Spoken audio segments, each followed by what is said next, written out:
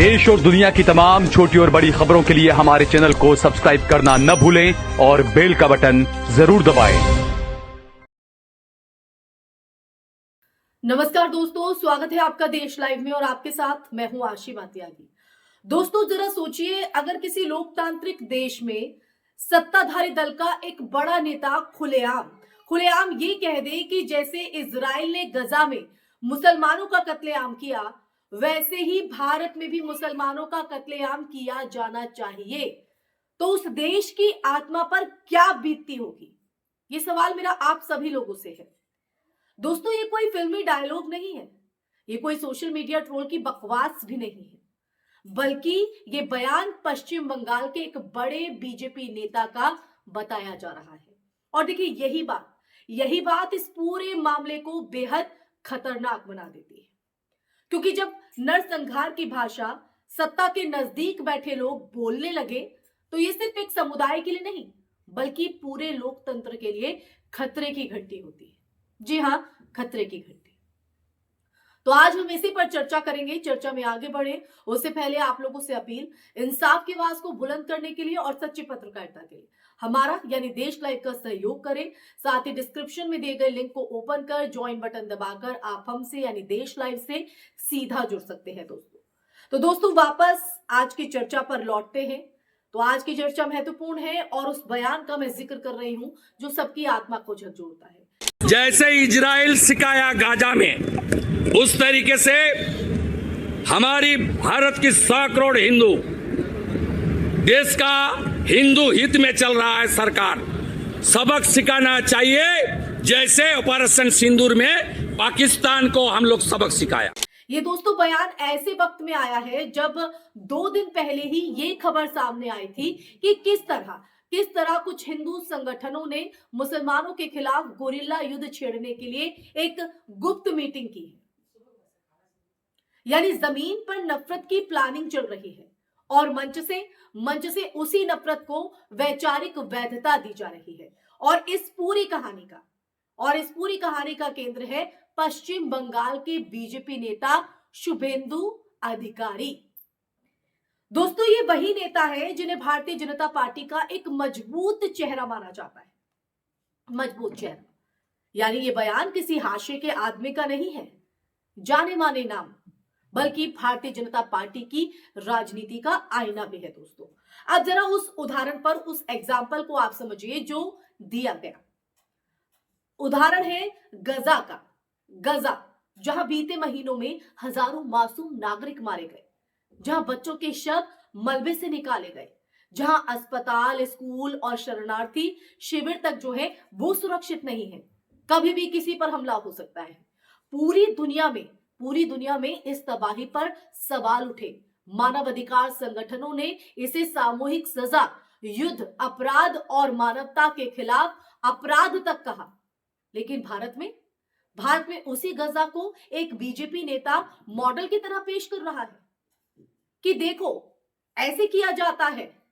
यानी लोकतंत्र नहीं, न्याय नहीं, कानून नहीं, बस ताकत और हिंसा।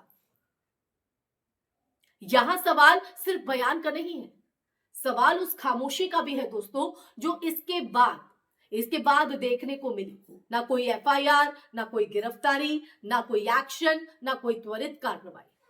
जबकि सुप्रीम कोर्ट कई बार ये साफ कह चुका है कि हेट स्पीच और नरसंहार के आह्वान पर पुलिस को बिना शिकायत के भी कार्रवाई करनी चाहिए। तो फिर यह कानून क्यों सो रहा है?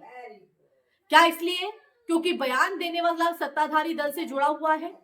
क्या इसलिए क्योंकि ऐसे नेताओं को यह भरोसा है कि उनके पीछे सत्ता का खुला या मौन समर्थन मौजूद है? आप ही बताइए। ये तमाम वो सवाल है जो वाजिब है दोस्तों। यही वो पॉइंट है जहां शक की सुई सीधे केंद्र की राजनीति पर जाती है। जब ऐसे बयानों की अगर हम बात करते हैं, ऐसे बयानों पर चुप्पी साध ली जाती है दोस्तों, तो संदेश साफ जाता है, मैसेज साफ जाता है कि नफरत बोलना सुरक्षित है, बस शर्त इतनी है कि आप सही पार्टी में।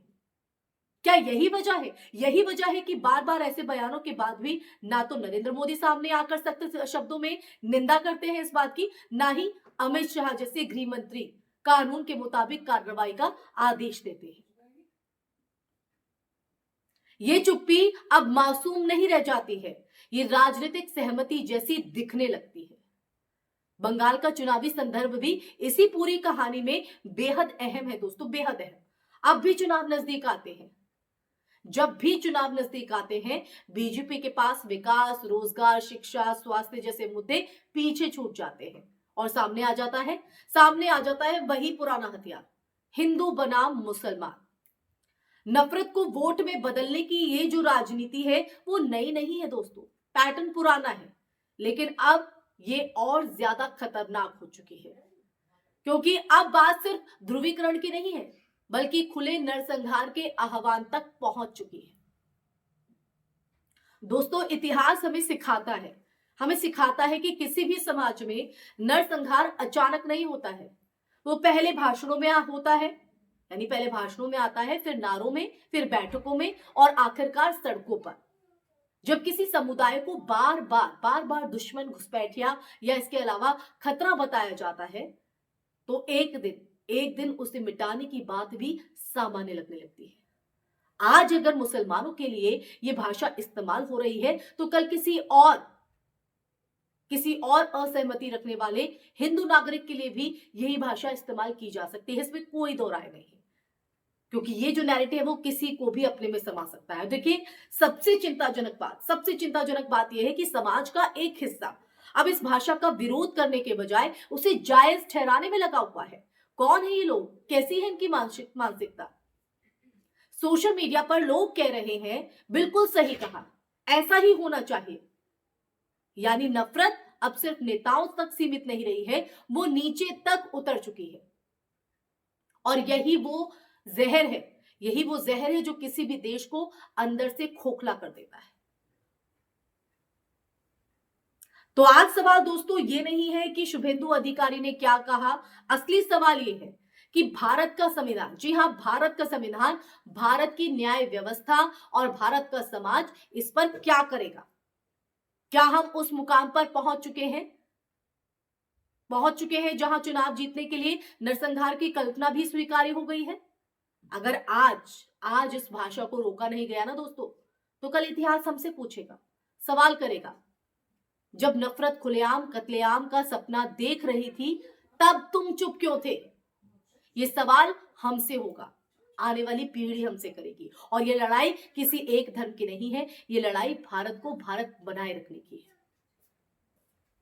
इसी के साथ दोस्तों इस चर्चा में फिलहाल के लिए बस इतना ही। ये चर्चा आपको कैसी लगी और ये जो सच देश लाइव ने इस चर्चा के माध्यम से आपके सामने रखा है, इसको सुनने के बाद आपके मन में क्या विचार है, आपका नजरिया क्या कहता है, कमेंट सेक्शन में कमेंट करके जरूर बताइएगा। इस वीडियो को ज्यादा से ज्यादा शेयर कीजिएगा, हमारे चैनल देश लाइव को सब्सक्राइब कीजिएगा।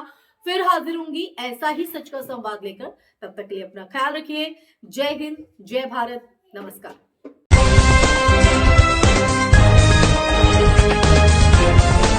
देश और दुनिया की तमाम छोटी और बड़ी खबरों के लिए हमारे चैनल को सब्सक्राइब करना न भूलें और बेल का बटन जरूर दबाएं।